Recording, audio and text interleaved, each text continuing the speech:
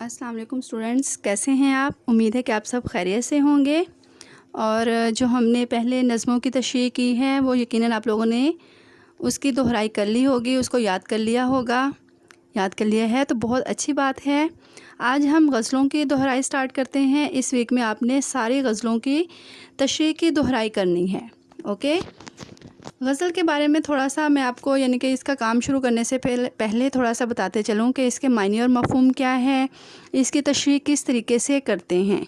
اور سب سے پہلے یہ بتاؤں کہ غزل اور نظم میں کیا فرق ہے۔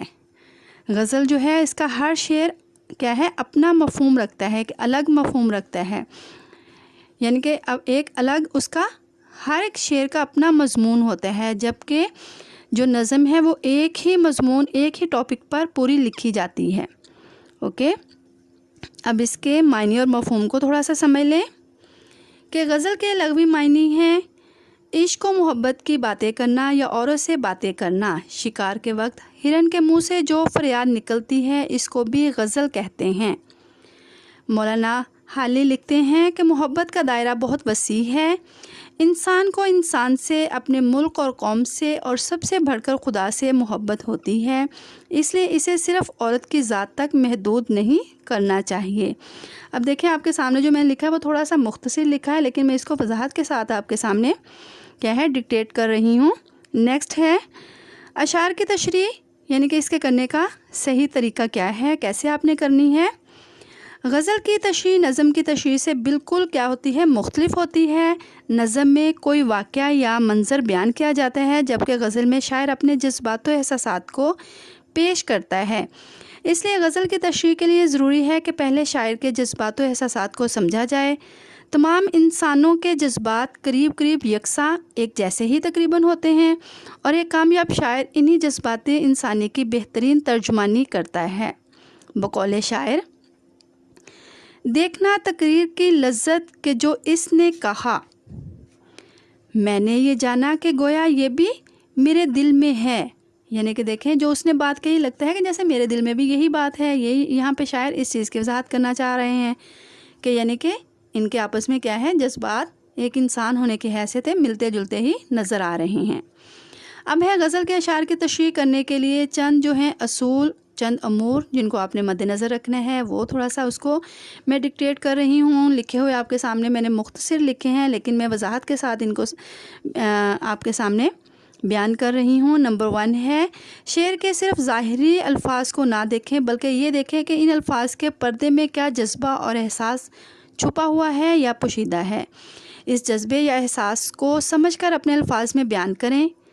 نمبر 2 ہے شاعر اپنے جذبے کو 2 مصروں میں بیان کرتا ہے، وہ اس پر مجبور ہے، لیکن آپ مجبور نہیں ہیں، آپ جتنی چاہیں تشریح کریں۔ ایک اچھا شاعر انسانی جذبات کی بہترین ترجمانی کرتا ہے، آپ ان جذبات کو سمجھیں اور پھر انہیں اپنے الفاظ میں بیان کریں۔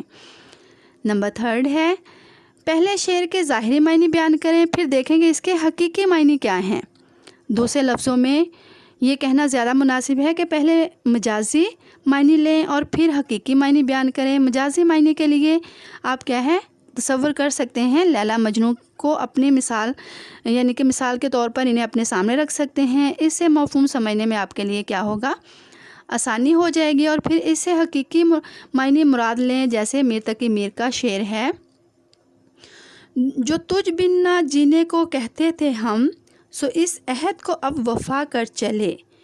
آپ پہلے اس شعر کو لیلا مجنوں سے منسوب کریں، گویا مجنوں یہ بات کہتا ہے کہ میں لیلا کے بغیر زندہ نہیں رہ سکتا، اب میں نے اپنی جان کی بازی لگا کر اپنے اس عہد کو پورا کر دکھایا ہے۔ یہ مجازی معنی ہیں۔ حقیقی معنی یہ ہوں گے کہ ایک بندہ مومن بھی جس کے دل میں عشق خدا ہوتا ہے، اللہ تعالیٰ کی جدائی میں زندہ نہیں رہ سکتا، وہ بے دریغ اپنے محبوب حقیقی کا وصال حاصل کرنے کے لیے اپنی جان کا نذرانہ پیش کر دیتا ہے۔ بعض اشعار کے مجازی اور حقیقی دونوں معنی مراد ہو سکتے ہیں، اور بعض کے صرف مجازی یا حقیقی۔ نمبر 4 ہے غزل کے اشعار کی تشریح کرتے ہوئے مہذب اور شائستہ الفاظ استعمال کریں، جیسے معشوق اور معشوقہ کی بجائے محبوب اور دوست کے الفاظ استعمال کرنے چاہیے۔ اس کے علاوہ صیغہ مونث استعمال نہ کریں۔ تشریح کے الفاظ جاندار ہونے چاہیے تاکہ دیکھنے والے کو پتہ چل سکے کہ طالب علم کا مطالعہ کافی وسیع ہے۔ ہر شعر کا مرکزی خیال سمجھنے کی پہلے کوشش کریں۔ جب آپ اسے اچھی طرح سمجھ لیں تو پھر تشریح میں آسانی آپ کے لیے پیدا ہو جائے گی، آپ آسانی سے تشریح کر سکیں گے۔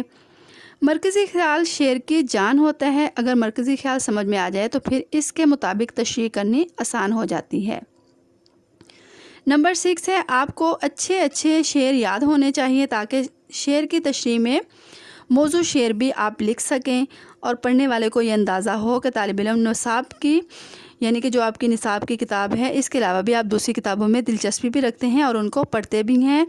تشریح میں ہمیشہ معیاری جو ہے شعر لکھنے چاہیے، ان کا استعمال کرنا چاہیے۔ اس کے علاوہ آپ نے شعر کے ساتھ ساتھ قرآن آیات کا ترجمہ، احادیث اور اقوال کے حوالہ بھی اپنی تشریح میں دے سکتے ہیں، لیکن آپ نے یہ خیال رکھنا ہے کہ ان میں کسی بھی قسم کی مسٹیک نہیں ہونی چاہیے، اتھینٹک بات ہونی چاہیے، ٹھیک بات ہونی چاہیے، پھر آپ اس میں لکھیں اگر آپ کو اس بات کا یقین ہے۔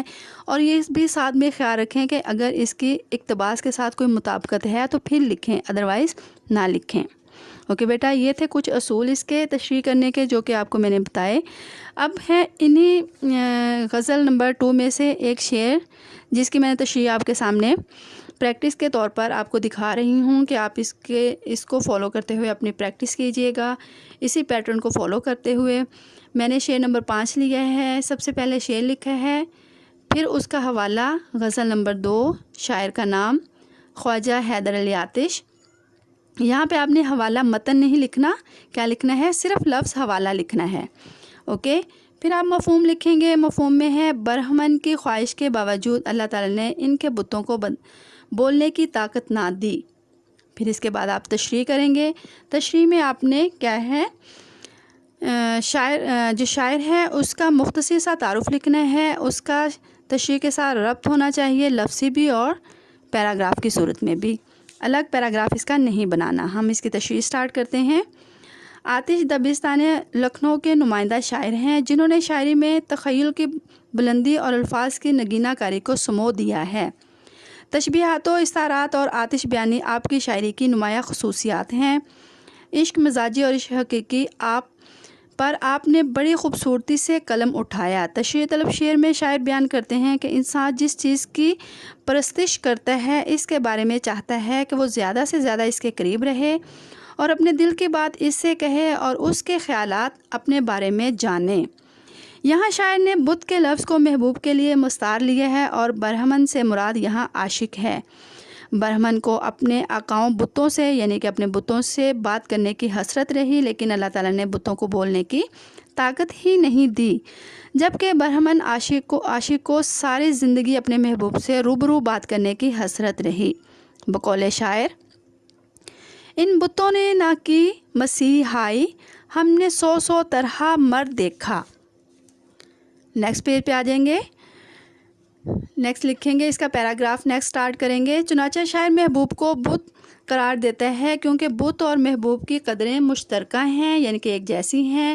جس طرح بت میں نہ فریاد سننے کی، نہ بولنے کی، نہ شرف ملاقات کی اور نہ جدائی کی مشکل کو حل کرنے کی طاقت ہوتی ہے، یہاں پر محبوب بھی بت کی ہی مانند ہے، یعنی کہ وہ بھی یہ تمام طاقتیں نہیں رکھتا، جو کہ ہر طرح کے جذبات سے عاری ہے۔ اس لیے میرے محبوب پر میری فریاد و آہذاری کا اثر ہو تو کیسے ہو، وہ تو بت ہے جو کہ میرے جذبات کو سننے سے قاصر ہے۔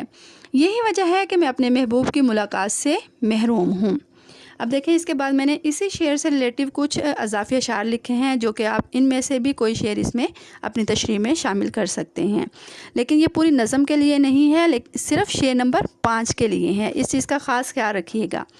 اوکے، نیکسٹ ہے ہماری غزل نمبر 3، اس کا بھی میں نے ایک شعر لیا ہے، شعر نمبر 6 لیا ہے، اس کو بھی ایسے ہی لکھا، دیکھیں آپ سامنے دیکھ رہے ہیں، شعر نمبر 6 لکھا، پھر اس کے بعد حوالہ، غزل کا نمبر لکھا، پھر شاعر کا نام لکھا۔ اکثر آپ یہاں پہ بھی مسٹیک کیا کر جاتے ہیں، شاعر کی جگہ مصنف لکھ جاتے ہیں۔ مصنف جو ہوتے ہیں وہ کیا ہوتے ہیں، نثر نگاری کے، یعنی کہ وہ شاعر اور مصنف میں فرق ہوتا ہے۔ جو اشعار لکھتے ہیں وہ شاعر ہوتے ہیں، جو نثر لکھتے ہیں وہ مصنف ہوتے ہیں. اس چیز کا بھی آپ نے خیال رکھنا ہے. اکثر بچوں نے تشریح میں شاعر کی جگہ مصنف لکھا ہوتا ہے، یہ بھی خیال رکھیے گا. اوکے. پھر آپ مفہوم لکھیں گے.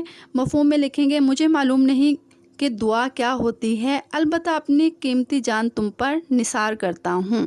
یعنی کہ دیکھیں، اس کو بھی نثر کو میں نے یعنی کہ اس مفہوم کو مختصر لکھا اپنی طرف سے، کوئی بھی اضافی الفاظ اس میں نہیں ڈالے جو کہ اشعار میں موجود نہ ہوں. تشریح ہے، اس کی تشریح آپ اسی طرح لکھیں گے. پھر اس میں آپ شاعر کا تعارف لکھیں گے مختصر، اور پھر اپنی تشریح سٹارٹ کریں گے.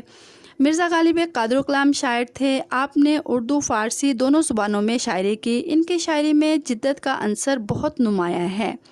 ان کی شاعری میں موجود فنی عظمت کو سب نے بہت سراہا. زیر تشریح شعر میں ان لوگوں کا تذکرہ کیا گیا ہے جو اپنے محبوب کی خاطر جان قربان کرنے کو اپنے لیے سب سے بڑی سعادت اور اعزاز سمجھتے ہیں. شاعر کا شمار بھی ان جان نثاروں میں ہوتا ہے جو محض جھوٹے دعوے نہیں کرتے بلکہ عملی قربانی پر یقین رکھتے ہیں. بقول یعقوب انجم، یعنی کہ بقول شاعر جن کا نام یہ ہے، موت سے کہہ دے جان حاضر ہے، شرط ہے تیرے بھیس میں آئے. دراصل اس شعر میں وہ جذبہ عشق پوشیدہ ہے جو انتہائی اعلیٰ و عرفہ معنی میں استعمال ہوا ہے، جس کے پیش نظر ایک حسین مقصد ہوتا ہے. اس مقصد کے حصول کے لیے جانثار ثابت قدم رہتے ہیں. نیکسٹ پیراگراف ہم سٹارٹ کریں گے. پیراگراف کے جو اصول ہوتے ہیں ان کو مد نظر رکھتے ہوئے، تھوڑی سی پلیس چھوڑتے ہوئے ہم اپنا پیراگراف سٹارٹ کر رہے ہیں. شاعر مزید لکھتے ہیں کہ میں دعا سے آشنا نہیں اور نہ ہی ان عاشقوں کی طرح ہوں جو صرف دعا دیتے ہیں اور منہ پر جھوٹی تعریفیں کرتے ہیں اور جب آزمائش کا وقت آئے تو غائب ہو جاتے ہیں. ان کے برعکس میں تو ایک جانثار عاشق ہوں جو اپنے محبوب کی رضا حاصل کرنے کے لیے آگ میں بھی کود سکتا ہوں. بقول شاعر، سب کو پیاری ہے زندگی لیکن تم ہمیں زندگی سے پیارے تھے. الغرض شاعر جان جیسی قیمتی شے قربان کر کے سچا عاشق ہونے کا ثبوت فراہم کر رہا ہے. اب آپ اس چیز کا بھی یہاں پہ خاص آپ نے خیال رکھنا ہے کہ لاسٹ میں اگر کوئی آپ نے کوٹیشن لکھی ہے، قرآنی آیات کا ترجمہ لکھا ہے، یا آپ نے احادیث لکھی ہے، یا آپ نے کوئی شعر لکھا ہے، تو اس کے بعد آپ نے الغرض کے ساتھ 2 لائنز یا 1.5 لائن کا کوئی نہ کوئی سنٹینس ضرور لکھنا ہے. آپ کا اختتام ان چیزوں پر نہیں ہونا چاہیے، نہ کہ احادیث پر، نہ قرآنی آیات پر، نہ کہ اشعار پر، بلکہ لاسٹ میں کوئی نہ کوئی سنٹینس ضرور ہو. پھر آپ نے اپنے کوئی بھی تشریح ہے اس کا اختتام کرنا ہے. اوکے. اس کے علاوہ میں نے چند اسی شعر سے متعلق چند اضافی اشعار لکھے ہیں جس کو آپ نے کیا ہے چاہیں تو اس تشریح میں ایڈ کر سکتے ہیں. اوکے. بیسٹ آف لک. اب آپ نے کیا کرنا ہے، اپنی جتنی میں نے تشریح یہ 2 اشعار کی تشریح کروائی ہے اس کو بھی آپ نے یاد کرنا ہے. اس کے آپ نے مجھے رپورٹ دینی ہے. اس کے علاوہ اس پورے ویک میں آپ نے غزلوں کی تشریح کی دہرائی کرنی ہے، ان کو یاد کرنا ہے، اور جو آپ کو کام دیا گیا ہے اس کو آپ نے کر کے مجھے چیک کروانا ہے پورے پیٹرن کو مد نظر رکھتے ہوئے. اوکے. بیسٹ آف لک. اللہ حافظ.